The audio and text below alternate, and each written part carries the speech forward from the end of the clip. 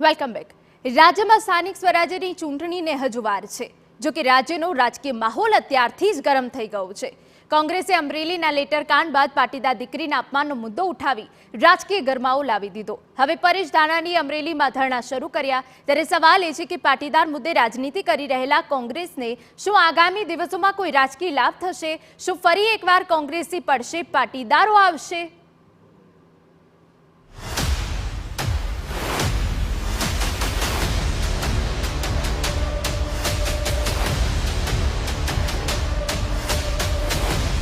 રાજકીય રણમાં નવો હુંકાર, નવા મહાભારતના મંડાણ થશે અને એક નિર્દોષ દીકરીની આબરૂનો વરઘોડો કાઢનારા લોકો એને સજા ન મળે, એને પટ્ટા મારનારા લોકો એના પટ્ટા ન ઉતરી જાય ત્યાં સુધી રાજકીય મોરચે, સામાજિક મોરચે અને કાયદાકીય મોરચે આ લડાઈને લડવા માટે બધી જ પાર્ટીના લોકો, બધા જ સમાજના લોકો, બધા જ જાહેર જીવનના આગેવાનોને હું નોતરું આપું છું કે આવો સાથે મળી એક પીડિત પાયલને ન્યાય અપાવીએ। પાટીદાર દીકરી મુદ્દે નવું દંગલ,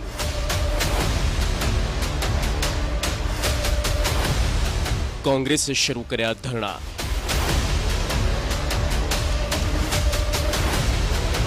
શું મળશે રાજકીય લાભ?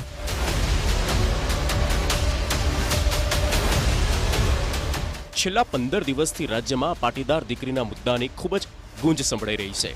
અમરેલી જિલ્લાનું રાજકારણ હાલ આ મુદ્દે સૌથી ગરમ છે।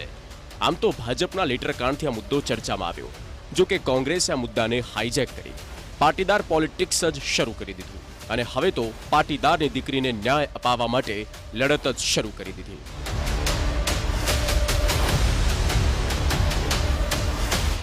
અમરેલીના રાજકમલ ચોકમાં કોંગ્રેસે ધરણા શરૂ કર્યા।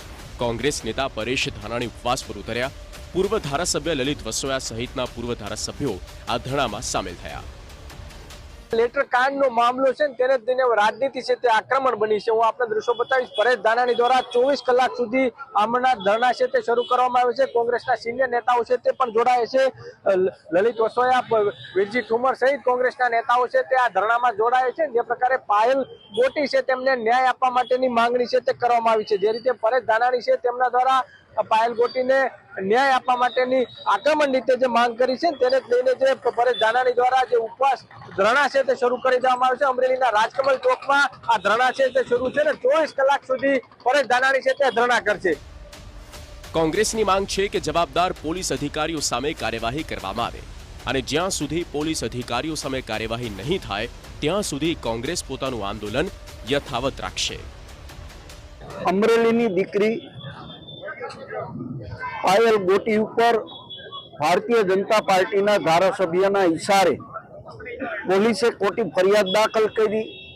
એમને દબાવવા માટે રાત્રે 12 વાગે એમની ધરપકડ કરવામાં આવી, એમનો વરઘોડો કાઢવામાં આવે, પોલીસ સ્ટેશનમાં ઉચ્ચ અધિકારીઓની હાજરીમાં એને મારવામાં આવે। આ દીકરી ઉપર અત્યાચાર અને અન્યાય થાય ત્યારે અમરેલીના સૌ સ્થાનિક આગેવાનોની ફરજ બને છે કે આ દીકરીને ન્યાય અપાવે ને એટલા માટે પરેશભાઈ ધાનાણી હોય, પ્રતાપભાઈ દુધાત હોય, વીરજીભાઈ ઠુમર હોય, અમારા જેનીબેન ઠુમર હોય, એમને સતત પ્રયત્ન કરી અને દીકરીની પડખે ઉભા રહ્યા છે કે પાયલ દીકરી ઉપર કેવો આ અમરેલીની પોલીસે અત્યાચાર કર્યો છે। જે દીકરીએ ખાલી લેટર ટાઈપ કર્યો એ દીકરીને તોહમતદાર બનાવી દીધી અને રાતના 12 વાગે દીકરીની ધરપકડ કરે। એ દીકરીએ કોઈના ખાતામાંથી 4-5 કરોડ લઈ લીધા હતા। હું તમને પૂછું છું કે એ દીકરીએ કોઈ મોટું સ્મગલિંગ કર્યું હતું કે એ દીકરી કોઈ હિસ્ટ્રી શીટર હતી? તો શેના માટે તમારે રાત્રે 12 વાગે દીકરીની ધરપકડ કરવી પડી? શરમ કરો, શરમ। આ દીકરીની 12 વાગે ધરપકડ કરી, પાછી અમરેલીની બજારમાં સરઘસ કાઢ્યો। નાક વગરની આ પોલીસ એવી સ્થિતિમાં આવી કે દીકરી ઉપર પાછા પટ્ટા માર્યા। કોંગ્રેસના નેતાઓ આ સમગ્ર કાંડ માટે ભાજપના નેતાઓ પર નિશાન સાધી રહ્યા છે। આ દીકરીને ન્યાય ન મળે, ગુજરાતની કોઈ પણ દીકરી ઉપર આવું ઠરાવ કૃત્ય ના થાય અને ભારતીય જનતા પાર્ટી તાત્કાલિક અસરથી